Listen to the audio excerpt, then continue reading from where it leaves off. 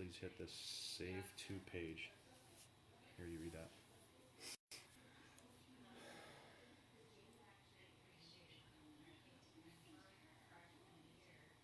Where's the save to page?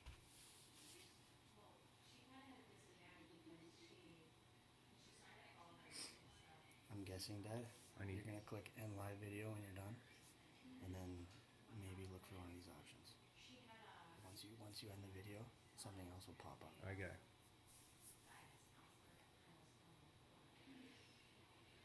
Must be, is it 7 live? Is it 7? 7 o'clock. Okay, so people are joining. Do I click on there? No, don't click anything. Don't type in a message.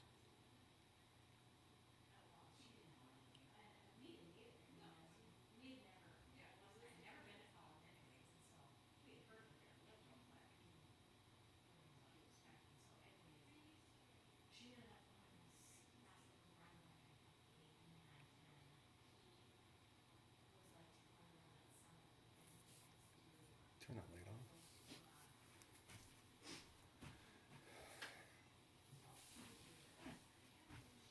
Take a screenshot.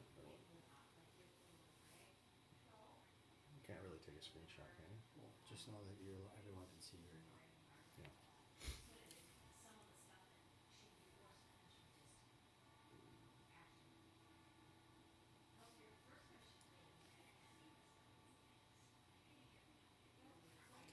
I'll ask him why there are no questions.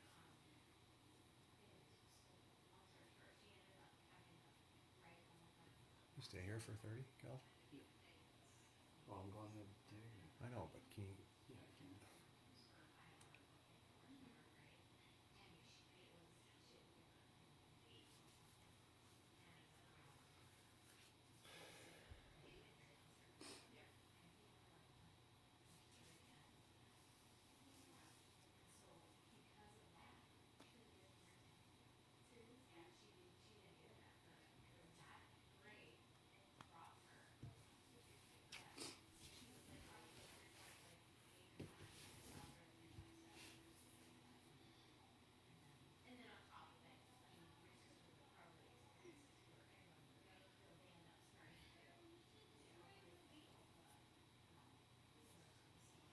He asked the question. Where is it, do you think?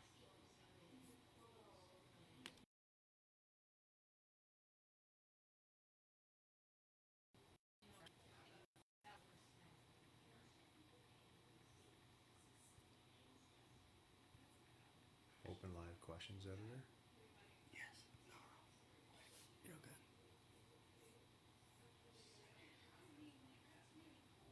Let's go back.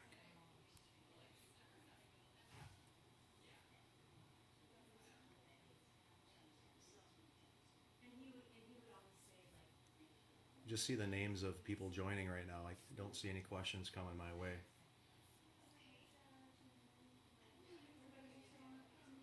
The white boxes.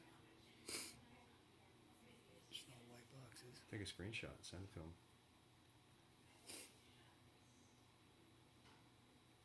White boxes. I don't see any white boxes.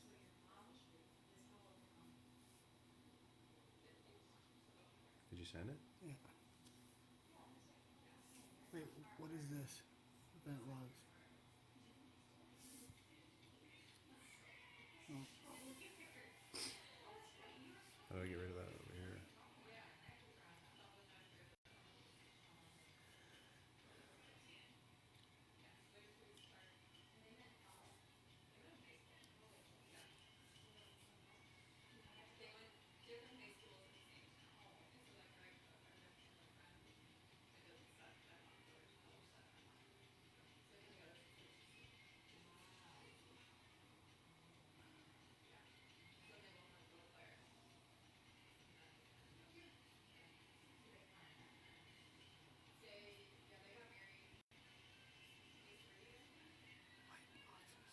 Nothing.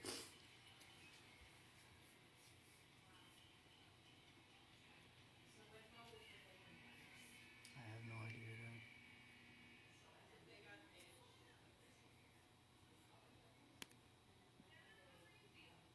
He's not texting anything back. We can see. Oh, wait. you can see people are joined the conversation. Haley just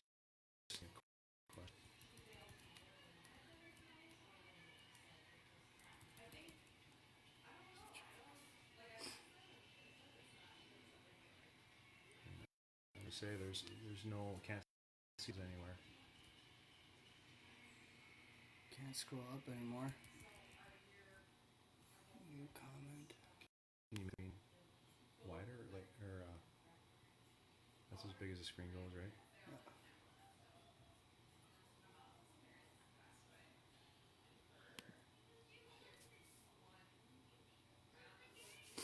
You say, I don't know. well, stay here.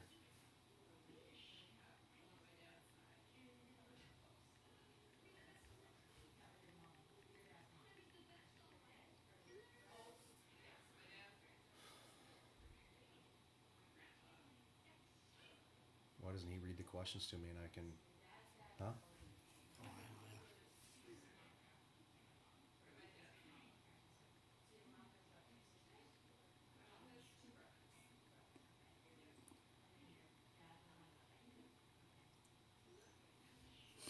Sorry everyone that's logged in right now that can see me. Oh, he's just gonna shoot me screenshots on my phone so I'll be able to look at them. Yeah, so he'll keep sending you those. Okay. The question is from Jarrett. How fun is it when you get to be in the booth with LaPanta and he calls a goal? Well, it's been a lot of fun, and this is the second year I've been up in the booth. It's definitely taking some getting used to. I know last year I only did 6 or 7 games in the booth last year, but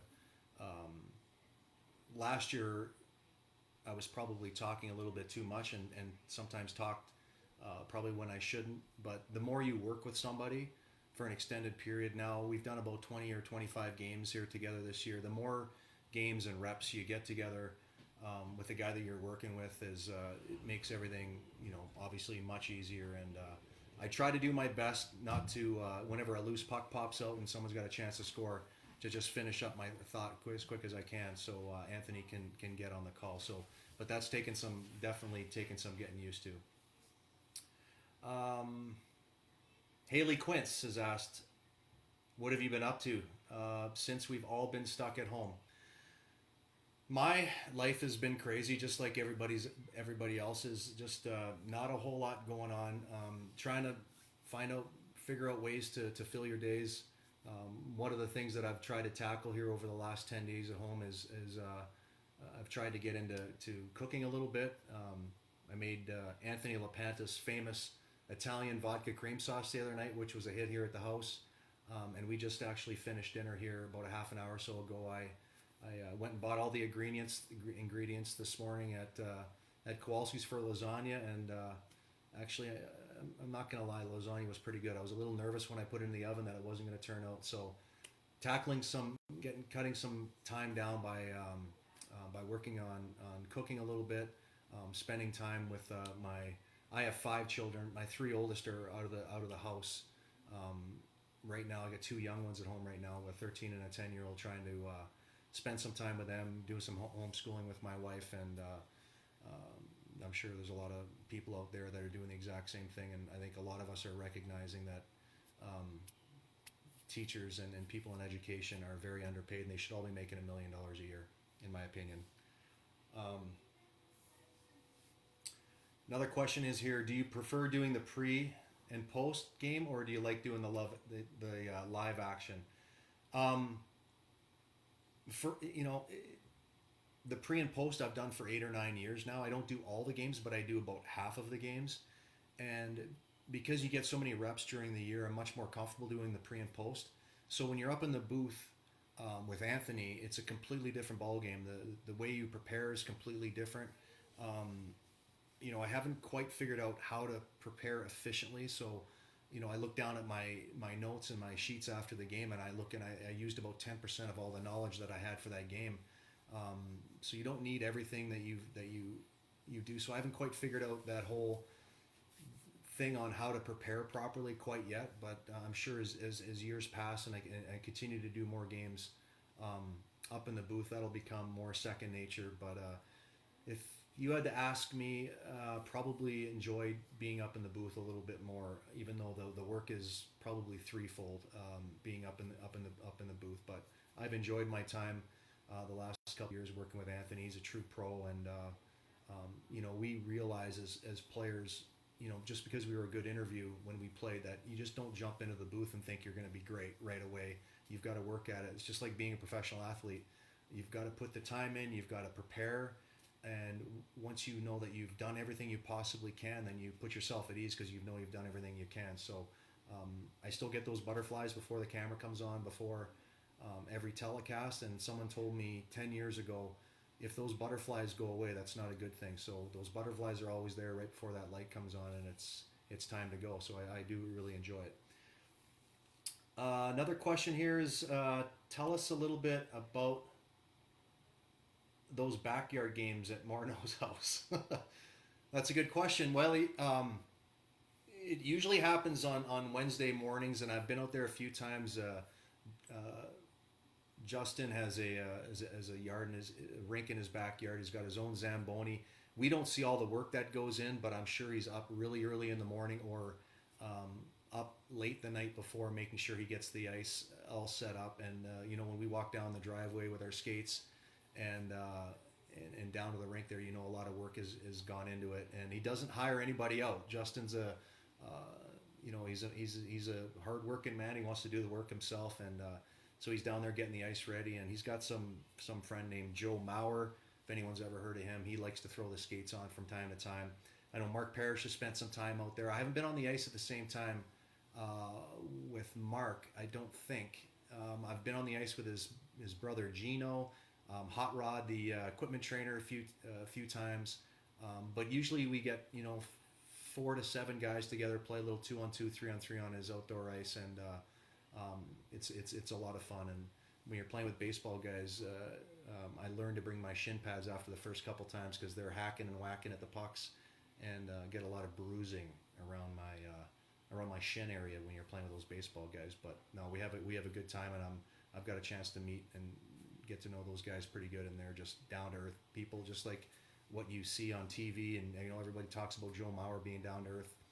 It's exactly who he is.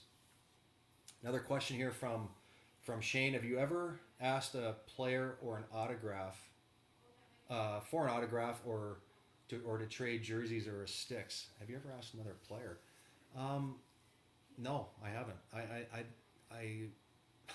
Have you like traded a stick with someone? Yeah, I've never traded a stick or a jersey with anybody that I've ever played against. I had an opportunity to play against Wayne Gretzky when he was at the end of his career. Would have been the beginning of my career in the early '90s, and being a boy that was from Calgary growing up, watching the Edmonton Oilers was a huge rivalry between the two teams. I wish I would have maybe asked him for a stick. But I never ever did. He was one of my idols growing up as a hockey player, Wayne Gretzky was. But I did play in a World Championships for Team Canada one year. I think it was maybe 2004, and Wayne Gretzky was the guy that put that team together. And I was fortunate enough for him to ask me if I would play for Team Canada, and I did, and I was able to get a stick from him that way. But I've never really traded any jerseys or sticks or anything like that. Another question here from Brent: what kind of items have you held on to from your career, and how and where do you display them? Here in Minnesota, I don't have much of anything here. This is where we spend 10 months of the year. We go back to Canada for a couple months every year,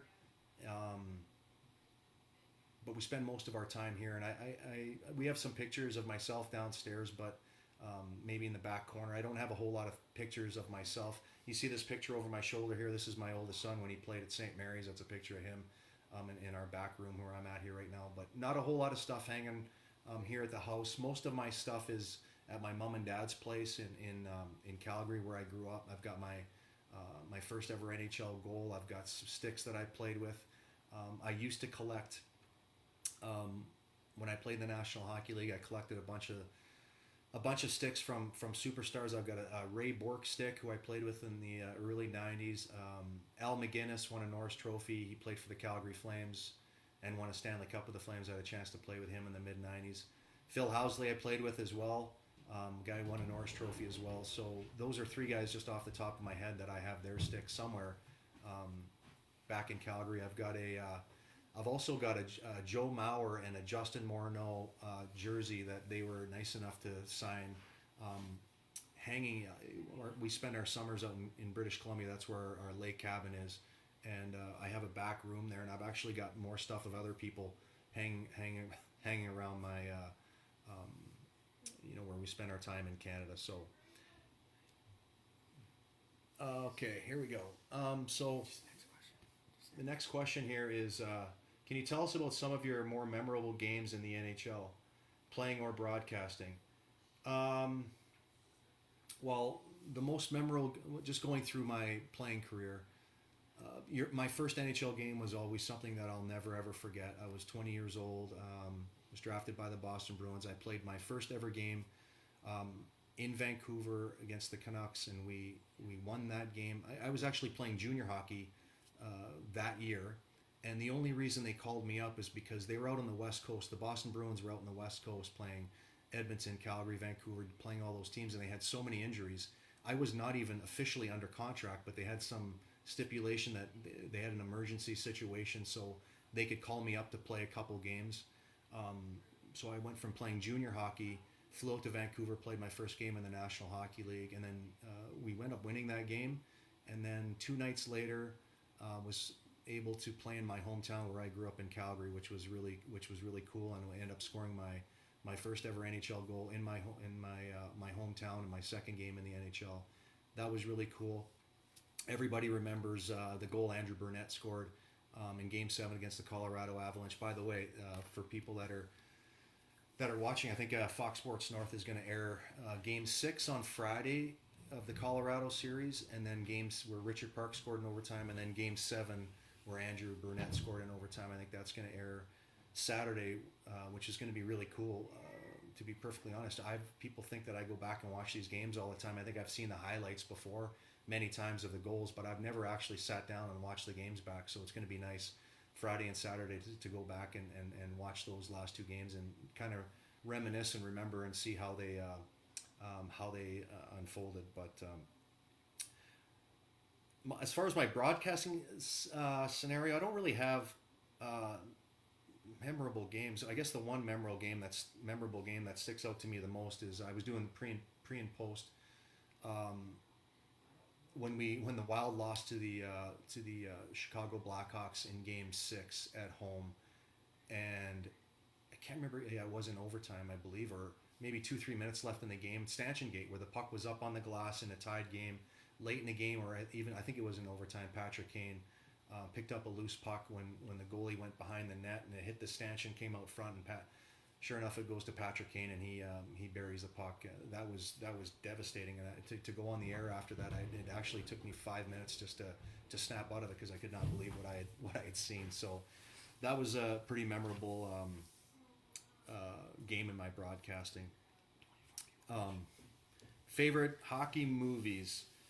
Slapshot. I mean, is there any other? I mean, Miracle is obviously right up there as well, and I've seen that, countless times. But growing up as a boy, I watched Slapshot. My mom and dad wouldn't let me watch it till I was like 15, 16 because there's a few scenes in that movie that are probably not good for kids. So, but Slapshot with the Hanson brothers and the Johnstown Chiefs and all the fighting and stuff like that. That was one of my favorite hockey movies. Growing up. What teams and players did you consider your rivals? Well, when I played for the Minnesota Wild here, the Vancouver Canucks were probably one of our biggest rivals, even though they were out on the West Coast. They were in the same division as us, so we played Calgary, Edmonton, Vancouver. This is the early years with the Wild. Things have changed a little bit now, but probably the Vancouver Canucks. We had some brawls against them, and then meeting them in the playoffs, and then being down 3-1 and coming back and winning that series. And then the other team was probably Colorado.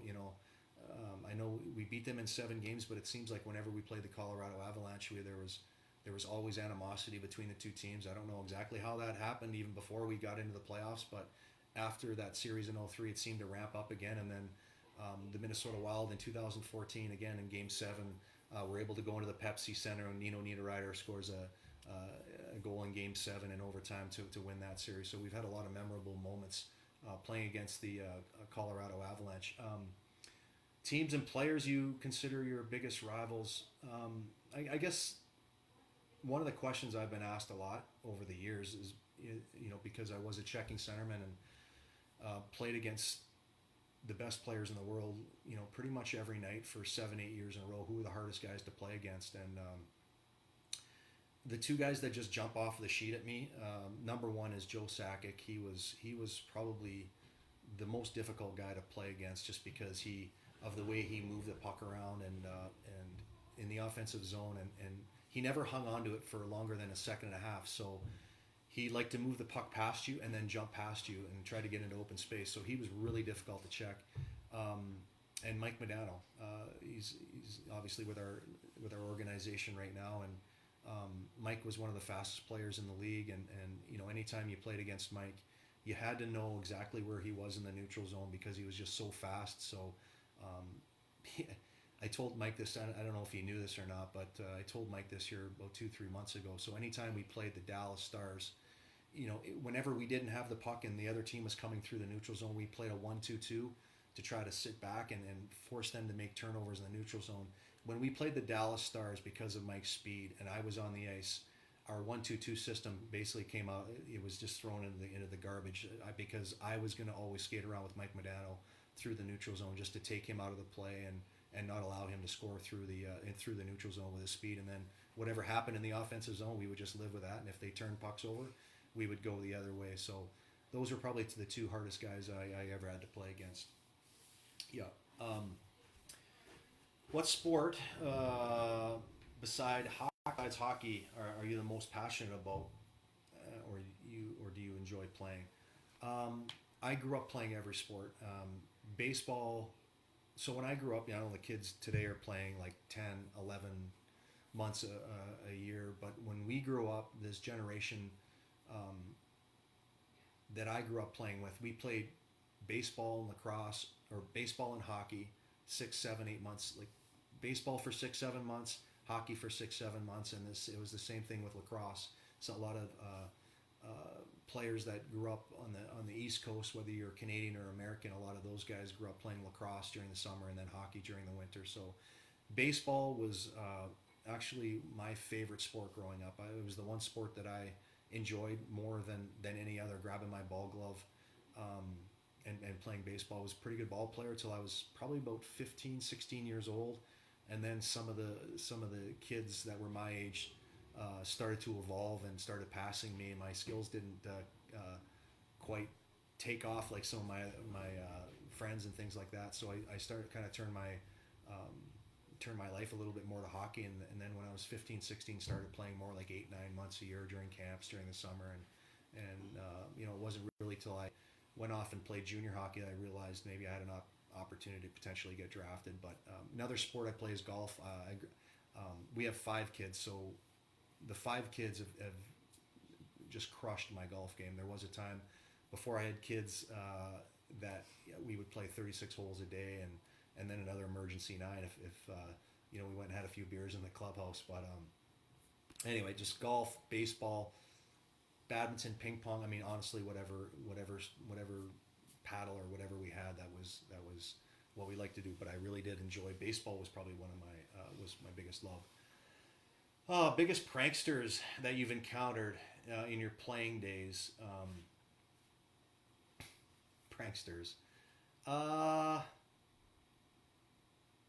Man, I think some of the guys in the early 90s I played with. I remember a guy named Johnny Carter was an American guy, played for the Boston Bruins, grew up in Boston. He was, I hear stories of Mike Redmond running around the Twins locker room with no clothes on all the time. Johnny Carter used to do the exact same thing, always being a clown. But with my Wild days, the 7, 8 years I played with the Wild, probably the biggest clown that I played with was Stefan Veilleux. His locker was like right beside me, so we spent a lot of time, goofing around with him, and it was really neat having him beside me in the locker room. Kind of kept me kind of even grounded. Sometimes I'd get a little bit too serious, and he'd always be joking around. But I don't really have any specific stories that I could probably share on FaceTime Live. But any other former teammates that you keep in touch with? Well, it's interesting that you asked that question because there was a former teammate that I actually texted today. His name was Brent Burns. I actually went out for a run today, and I happened to run right by his place. He used to live here in Woodbury. I live out here in Woodbury, and he used to live in Woodbury as well, and was renting in Woodbury. And I went for a jog down a back road or down a road here. I normally never run down that road, but I happened to go down that road, and I looked to my left, and I remembered that house. And one of the reasons I remember that house is because everybody knows Brent Burns loves his animals and his giraffes and his snakes, and he's got all kinds of exotic fish and different things like that. Well, my three oldest at that time, I don't know what age they were, probably 10, 8, and 6 or whatever. We used to go to Burnsy's house, and he used to show our kids when he used to feed the snakes. He used to dangle the mice over top of their face and stuff. But anyway, that was exciting to be able to do that. So I stayed in touch with Brent a little bit, Mikko Koivu a little bit, text back and forth during the winter. Marian Gabrick was just here recently for Mikko's 1,000th game. I had a chance to spend some time with him. Richard Park is out in California here right now, works with a Wild organization. Spent some time with him, text with him. So I still do stay in touch with a lot of the guys, Andrew Burnett, Darby Hendrickson. Some of those teams in the early 2000s that we played for were such closely knit teams that even if the European guys come over, if we all got together, it would be just like we were had been apart for a week. So that's how tight some of the bonds were in those early years with some of those Wild teams. But do you have any interest in coaching at the pro level? Well, I have already coached at the pro level. I coached in Tampa Bay for a couple years as an assistant coach. After I retired from playing, amazing opportunity kind of fall into my lap. So I went out to Tampa and coached out there under Barry Melrose for about 16 games or so. And he got fired 16 games into his head coaching tenure, and then Rick Tocchet come in and was the assistant coach with me at the time under Barry Melrose, and Rick took over as the head coach. I was the assistant coach. Adam Oates come in. Actually, Rick Wilson also come in, who eventually was an assistant coach for the Minnesota Wild a few years later. So my assistant coaching career lasted two or 3 years. I really enjoyed my time. I had a chance to work with some great young players. Steven Stamkos was a rookie. That was his rookie year. It was my first year as an assistant coach. Victor Hedman came in the following year, so I had a chance to work with Steven. That was awesome. But where I'm at right now with my life, having a 10-year-old and a 13-year-old, I really don't have any aspirations to coach at the NHL level, unless potentially it would be around here. I've no desire or anything to uproot my family anymore. We're pretty comfortable here, and we're getting older, and the kids are getting older. So, you briefly mentioned the movie Miracle as a Canadian. Did the Miracle on Ice have much of an impact on you? It did. It really did. And I still remember as a 10-year-old boy, growing up in Calgary, and being in the living room. I don't think I really understood the scope of everything being a 10-year-old boy. And I'm just I have a 10-year-old boy right now, so I'm just trying to think of how he would watch something like that. That's how I would have watched it. The one guy during that whole thing, during the whole game against the Russians, that kind of stands out to me was Jim Craig. I don't know why. Maybe it was because of I still remember the flag draped around his shoulder and skating off the ice, and so it did affect me. I didn't really understand the scope of what the Americans did until I got a little older, but I do still remember being in my pajamas, sitting in the living room watching a hockey game with my dad, and not really knowing the significance of it, but having now played and been around hockey my whole life, recognizing how significant that situation in that game really was. How did you prepare during the off season while you were playing? Well, it depends when you ask. If you ask me the first half of my NHL career or my career, because I played over in Switzerland for 4 years, I played 300 games in the minors, I played 600 in the NHL. The first half of my professional career, I didn't train nearly hard enough during those years, and sometimes would come in out of shape and things like that. But the last half of my career, even over in Switzerland and then on into the NHL, I got older, started to recognize that I needed to put in the time and effort to see how good of a player I could be. So during the summer, back in Canada, we would run hills, do sprints up and down hills of all kinds of equipment out in my garage in back out at the lake. So I spent a lot of time just running hills and completely watched my diet, took care of my body. And when training camp rolled around every year, I was ready to go for every season. That was one thing that I took a lot of pride in. There were other players, maybe that had a little more skill than me, but one thing that I wanted to make sure that I took care of was that I wanted to make sure that I was going to be the fittest guy in our locker room, and for the most part, I usually was. Kelsey wants to know, what do you miss the most from playing in the NHL? That's a good question, Kelsey. I miss being around the boys. And I'm sure that question gets asked to guys in every sport, football, baseball, after they retire, what do they miss the most? They miss the camaraderie in the locker room. They miss goofing around, in the 10 minutes after a big win. And that's my teammates are always amazing, especially here in Minnesota. The other thing that really sticks out that I missed a lot that I didn't realize until after I retired, I loved St. Paul. Playing at the X, there's nothing better than that, but there's something about playing on the road as a professional athlete. When you come through the tunnel and you have people yelling at you, they hate you, they're mama this and mama that, and we're going to kill you. There's something about coming out the tunnel and having 20,000 people hate you, and you come out as a group of 20 to try to beat not only the other team in the locker room, but trying to beat 20,000 fans that are trying to cheer on their team. And that, after we did win games on the road, the 10 minutes back in the locker room on the road were the 10 minutes that I miss the most. This is before the media would come in. I mean, it's just you've got 30, 25, 30, 35-year-old guys acting like 10, 15-year-old kids. It's a lot of fun, and those are some of the times that I'll definitely miss. How was the game different in Switzerland? The game in Switzerland, hang on, Cal, just 1 second here. Do you want to get going? Or you can get going if you want. How was the game different in Switzerland? Well, you play on a bigger sheet of ice in Switzerland. So an NHL sheet is 200 feet long by 80 feet, 5 feet wide. Games in the rinks in Europe are 100 feet wide, so it's a completely different game. So for me, because I could skate and I was a good skater, playing in Europe really helped my game. I was able to really work on my skills. I had the puck on my stick a lot. I was one of the imports when I played in Switzerland. Every team in Switzerland when I played, and it's still like that today, you're allowed to dress three imports. I was one of the 3 imports, and there's a lot of pressure on those imports to score and perform.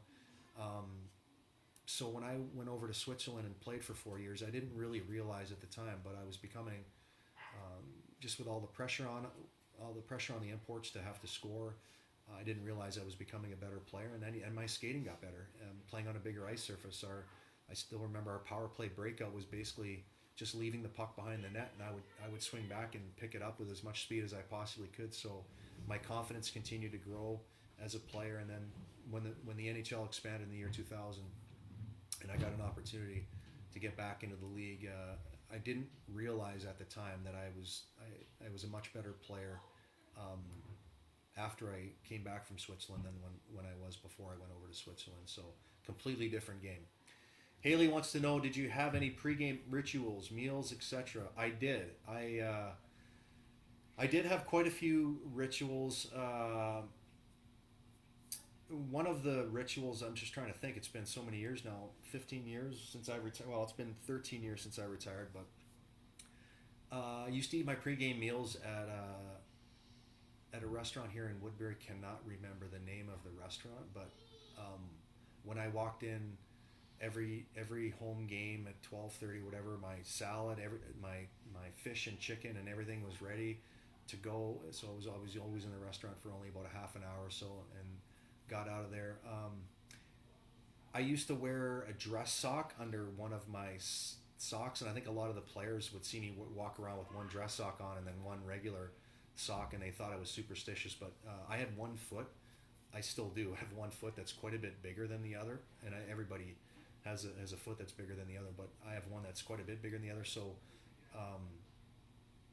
my bigger foot, I would always wear this smaller sock, and I always found a dress sock happened to be the best because it was the thinnest thing that I could find. So other than that, I had when I played in Switzerland, I was fortunate enough to win this is a good story here in our 03 run. So I had a lucky rock. My kids made me when I was in Switzerland, my kids made me a lucky rock. They colored up a rock, and every time I went to a game in the playoffs in Switzerland, I had to take this lucky rock with me, and I kept it in my stall, and we ended up winning a Swiss championship one of the years that I was over there.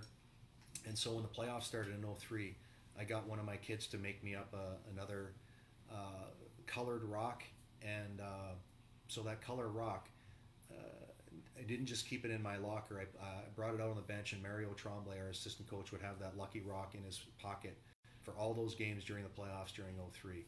I should have asked him maybe if he took the rock out of his pocket for the start of Game 1 against Anaheim. But anyway, we caught a few breaks during that playoff run, but that was a pretty special deal. So what else do we got here? What do you not miss about playing in the NHL? I don't miss getting up at 6 o'clock in the morning and running hills. I was a pretty fit player when I played. Everybody just assumed that I enjoyed and I loved doing it.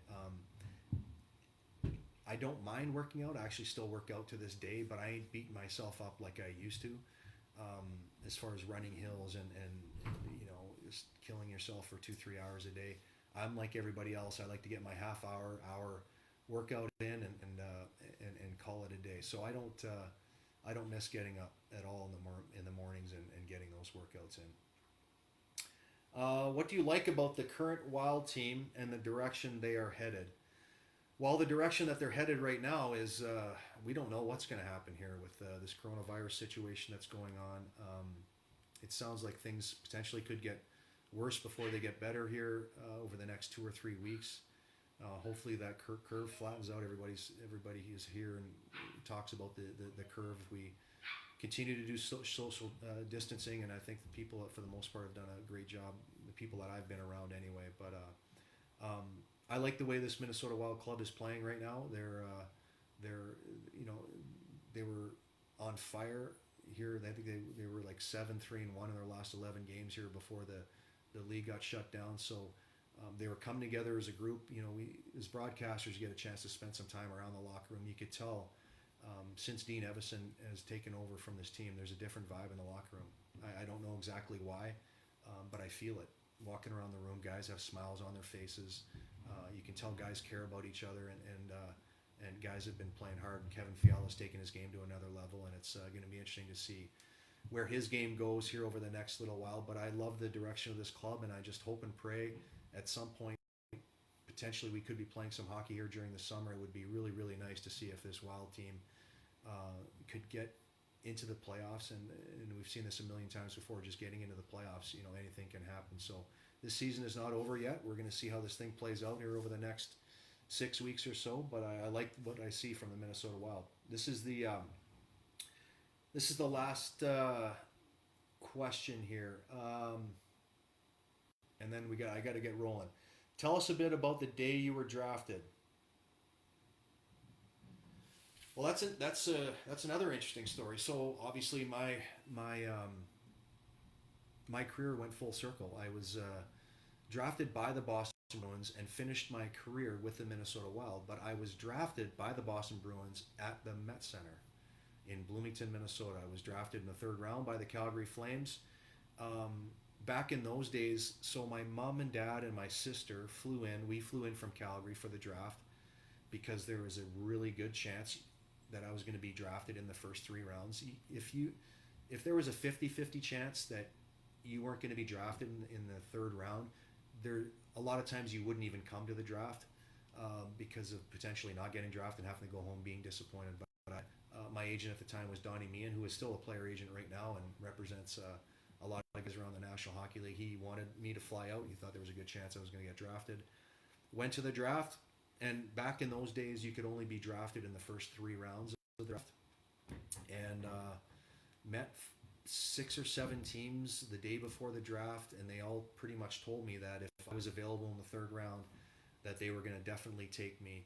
And the 3rd round started, and there were a few teams that said that they were going to take me and took other teams, other players, and I'll never forget. I was drafted by the Bruins with the 5th last pick in the 3rd round, and I believe it was the Hartford Whalers that picked 2 picks before the Boston Bruins. And the Hartford Whalers, I remember them telling me if I was available, they were going to draft me in the 3rd round. And it was the last team that I had spoken to. So I remember telling my mom and dad, I go, if Hartford doesn't take me, I'm done. And Hartford Whalers, I'll never forget the guy they took. His name was Blair Atchinham, because he played in the Western Hockey League. I played against him. So they took Blair Atchinham, and so I remember looking over my mom and dad. It doesn't look like it's going to happen. So we sat there, and 2 picks later, the Boston Bruins picked from the Lethbridge Hurricanes, Wes Walz, and I'd never even talked to them before. So really shocked when I got drafted by them, and so my career kind of went full circle. Started at the Met Center, drafted by the Boston Bruins, and then finished at the XL Energy Center playing for the Minnesota Wild. It was an amazing ride, an amazing career, 17 years professional hockey. I got a chance to play 300 games in the minors. I played about 250, 300 games in Switzerland and 600 games in the NHL. There aren't many players out there that can say they played that many games in those different leagues. So I had a chance to play all over the world. My kids had a chance to grow up all over the world, but being here now in Minnesota is playing the last 8 years of my career. It's the longest I've ever played in one place, and my family has grown up here in the Woodbury, Minnesota. This is home for us. This feels like home. Fortunate to be able to help on the broadcasting sides, whether it's pre and pro, up in the booth. It's been unbelievable, and so having said all that, we're going to wrap this up. I want to thank everybody for their time and unbelievably excellent questions. And I'm kind of new to this Facebook, social media, Skyping, all this stuff. It's kind of I know it's been around for a while. I don't do it too often, so it was nice I was able to get this set up. So thanks for the question, guys, and everybody stay safe out there.